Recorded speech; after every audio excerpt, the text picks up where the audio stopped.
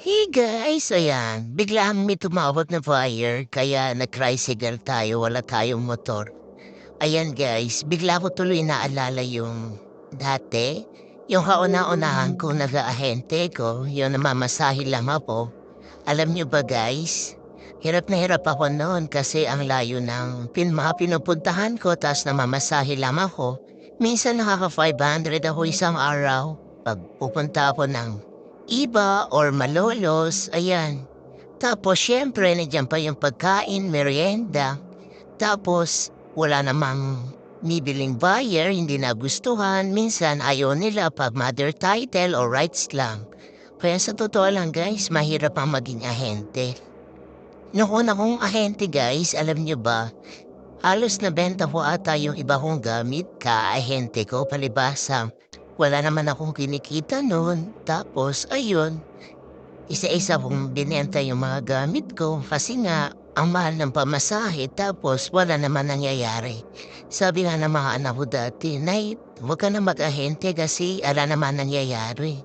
Sayang lang yung pera mo tsaka pamasahe. Pero dahil nga nag-COVID tayo, lahat walang trabaho, walang kita, tapos nabaon ka pa sa utang kaya ang gawa ko, hindi ako sumuko na mag-try na mag-ahente. Ayun nga, for the first time, unang kita ko kumita ako na ng 5,000 hanggang nagtuloy-tuloy na kahit maliit na kita.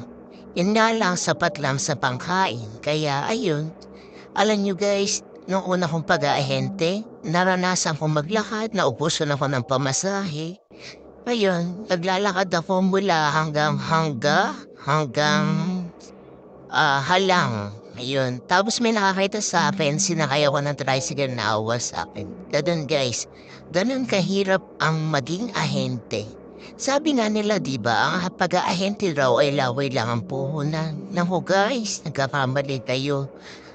Madalas nag-aantay kami na matagal, nagugutom, pero syempre tinitiis namin dahil iyon naman yung aming kailangan na gawin at maghintay. Ayan guys, alam niyo ba guys, sa pagiging ahente talagang patyagaan. Magpupuyat ka, maghahanap ka ng buyer, magpo-post, magmamarket. Hay nako, alam niyo guys, pero masarap pag kumita na kayo kahit maliit lang. Masarap sa pakiramdam guys. Sa totoo lang mahirap humanap ng buyer kasi depende sa buyer sa gusto nila. Kung ano mga property o bahay ang gusto nila or sa mga docs kung ano ang gusto nila. Ayaw nila ng rights, yung iba naman gusto ng rights. Yung iba gusto mother title, yung iba ayaw. Yung iba gusto clean title talaga, yan talaga. Pero guys, alam niyo ba, marami kong nakilalang mga buyer na mababait, sobra. Tapos marami din naman akong nakilala na mga ahente na hindi gagandahan ng ugali, nawawala ka sa ere. Pero mas marami ahente ang mabubuting loob, guys. Marami kong nakasamang taong mabubuti. Pero guys, ilang beses na rin akong naloko sa pag-aahente ko. Ilang beses na rin akong naiwan. Siguro sabi ko nga kung hindi ako naloloko sa pag-aahente, baka hay nako, baka may pera na ako. Pero ganun talaga guys, iba-iba yung ugali ng tao. Iba-iba yung makikilala natin. Pero tiyagaan lang talaga sa buhay. Mahirap man yung buhay pero kailangan natin pagtiisan. Kailangan natin pagtiyagaan kasi dito na ako nadapa sa pagiging ahente. Parang pinaninindigan ko na. Kumbaga, kahit hindi ako nakapag-aral, sa totoo lang, grade 3 lang ako pero marami kong hindi alam pero nandiyan naman si Google, minsan ginugoogle ko kung ano ibig sabihin doon sa docs na tinatanong ng buyer. Ayun, nagtsatsaga talaga ako guys. Sabi ko nga sa sarili ko, gusto ko balang araw.